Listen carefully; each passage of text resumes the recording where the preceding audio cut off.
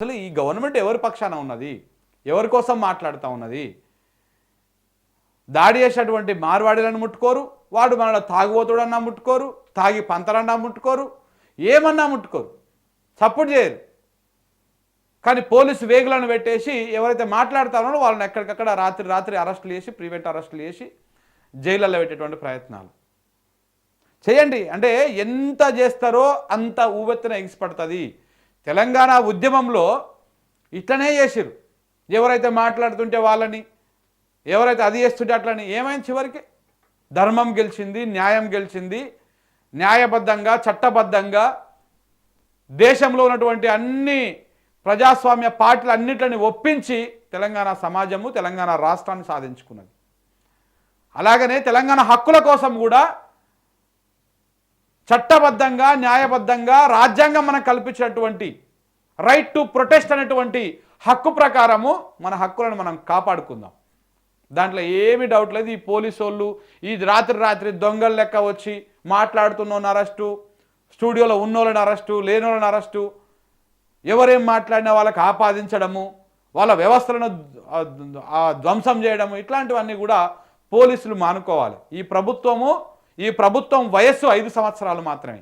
రేవంత్ రెడ్డి గారి పదవీ కాలం దీంట్లో 2 సంవత్సరాలు అయిపోయింది. ఇంకా 3 సంవత్సరాలు ఉంది. మీరు ఎగిరి పడకండి. ప్రధానంగా పోలీసులకు చెప్తా ఉన్నాం, తెలంగాణ సమాజం పట్ల, సమాజం తరఫున చెప్తా ఉన్నాం. ఎగిరి పడి రేవంత్ రెడ్డిని సాటిస్ఫై చేయడం కోసమో, రేవంత్ రెడ్డి బాసులను సాటిస్ఫై చేయడం కోసమో మీరు ఎగిరి దుంకితే మాత్రం బిడ్డ ఆయన 5 సంవత్సరాల తర్వాత ఆయన పదవి పోతుంది. ఆయన రాజకీయ నాయకుడు, ఆయన ఇంకో పార్టీలో జాయిన్ అవుతాడు, ఇంకేదో అవుతాడు.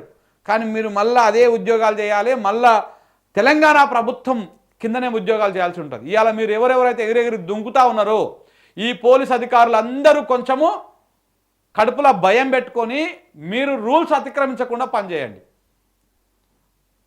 అంతేగాని అర్ధరాత్రి పూట పోయి ఆయన ఏమన్నా టెర్రరిస్టా, ఆయన ఏమన్నా ఉగ్రవాద, ఆయన ఏమన్నా అదే అంత అర్ధరాత్రి పూట పోయి అరెస్ట్ చేయాల్సినటువంటి అవసరం ఏమొచ్చింది? ఎవరు చెప్పారు అరెస్ట్ చేయమని? రేవంత్ రెడ్డి కళ్ళల్లో ఆనందం కోసం, రేవంత్ రెడ్డి ప్రభుత్వాన్ని కాపాడుతున్న బీజేపీ నాయకుల కళ్ళల్లో ఆనందం కోసం ఈ అక్రమ అరెస్టులా? ఎవరి కోసం ఉంది ఈ ప్రభుత్వం? బాధిత పీడిత ప్రజల పక్షాన ఉన్నదా, లేకపోతే వందల వేల కోట్ల అటువంటి మార్వాడీల పక్షాన ఉన్నదా? తేల్చుకోండి ఎవరి పక్షాన ఉన్నదో. ఈ అరెస్టులు, ఈ కథ ఎన్ని రోజులు చేస్తారో చేయండి. ఇవాళ తెలంగాణ ఇంకొకటి ఇందులో కూడా మీరు చూడండి మిత్రులారా, అరెస్టు పృథ్వీరాజన్ చేసిరు. ఇదే మార్వాడీలకు వ్యతిరేకంగా, వీళ్ళ వ్యాపారానికి వ్యతిరేకంగా కాంగ్రెస్లోని ఒక వర్గం కూడా ఫైట్ చేస్తూ ఉన్నది. వాళ్ళని ముట్టుకోవడం లేదు. కాంగ్రెస్లోని ఒక వర్గం ఫైట్ చేస్తూ ఉన్నది.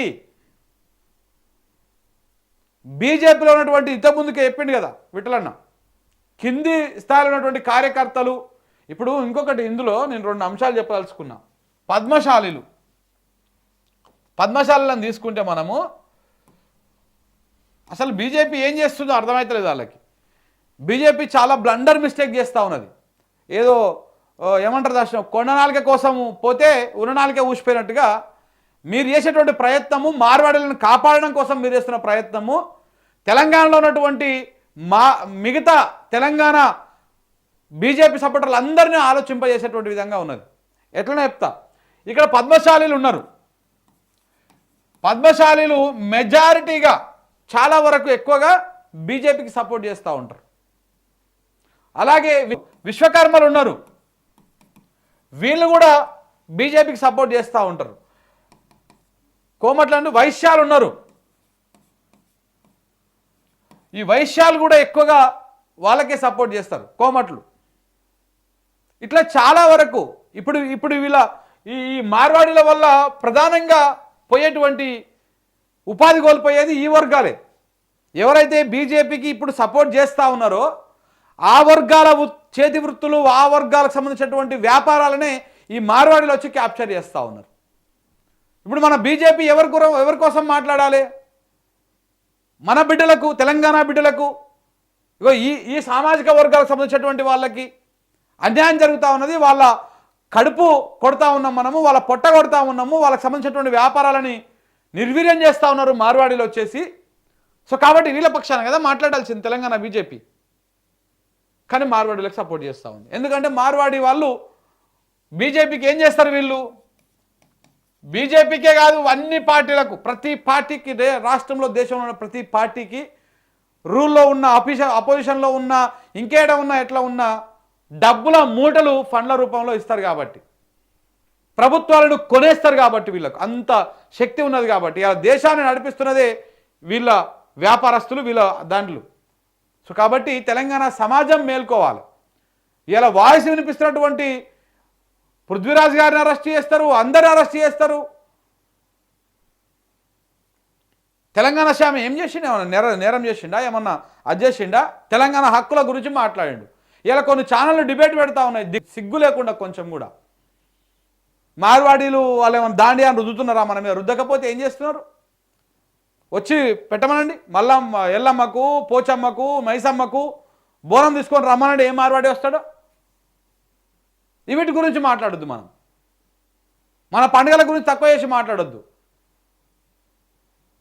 ఆడదానికి ఎందుకు? ఇప్పుడు వీళ్ళు ఉంటారు చూసినావా, మన పంతుళ్ళు పని కూడా ఈ మార్వాడీలకు వేసేస్తారు. మధ్యప్రదేశ్ నుంచి, మన రాజస్థాన్ నుంచి, గుజరాత్ నుంచి మీరు చాలా వరకు టెంపుల్లో చూడండి, మొత్తం వీళ్ళు బ్రాహ్మణుల వృత్తి కూడా వాళ్ళే చేస్తూ ఉన్నారు. తెలంగాణలో బ్రాహ్మణులు లేరా? తెలంగాణలో వైశ్యాలు లేరా? తెలంగాణలో పద్మశాలీలు లేరా? తెలంగాణలో విశ్వకర్మలు లేరా? వీళ్ళేమో ఇక వీళ్ళ పని, వాళ్ళ చేతి వృత్తుల పనులు నడవకపోయేసరికి ఈ మార్వాడు వచ్చి మొత్తం వీళ్ళ బిజినెస్ మొత్తం క్యాప్చర్ చేసేసరికి చివరికి వీళ్ళు ఇక వేరే వేరే వ్యాపారాలు, కొంతమంది అడ్డం మీద కూలీలుగా మారిపోతూ ఉన్నారు. ఇంకా వేరే పని రాక, ఏం దొరకక వీళ్ళ గురించి మాట్లాడితే ఇలా అరెస్ట్ చేస్తారు. ఎక్కడికక్కడ పండుగలను తీసుకొస్తారు మధ్యలోకి. ఏం దిక్కుమాలిన చర్చ ఇది? పండుగల గురించి మా బట్టలు చెప్పుకున్నటువంటి వాళ్ళందరికీ ఒకటే చెప్తున్నా, మా పొట్టగూటికి తింటందుకు బుక్కెడు బో దొరకనప్పుడు పండగ ఏడుంది? ఇంకా ఏడ ఉంది పండగ?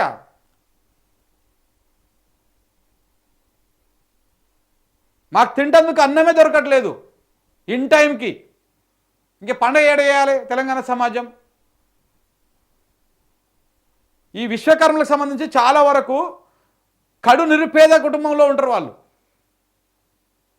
రీసెంట్గా నిన్న ఏదో డిబేట్లో విన్నా నేను, జిల్కర్ శ్రీరణ మాట్లాడుతూ ఉంటే, విశ్వకర్మలు వాళ్ళ ఇంట్లో ఆ ఇంటి ఆయన చనిపోయింది ఏదో కారణం చేత.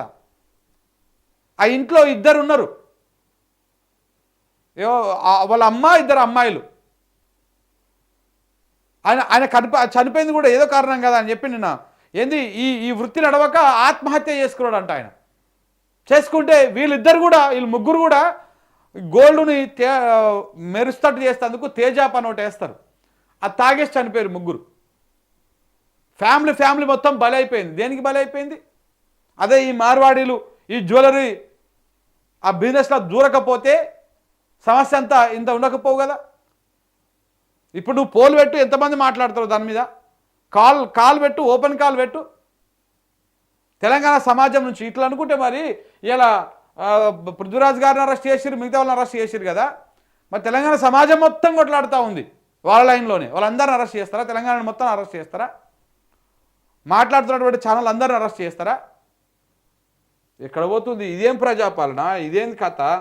ఇది ప్రజాపాలన లెక్క లేదు, దుర్మార్గమైనటువంటి రాచరిక పాలన. ఇదే అసలైనటువంటి రజాకార్ పాలన లెక్క కనపడతా ఉన్నది.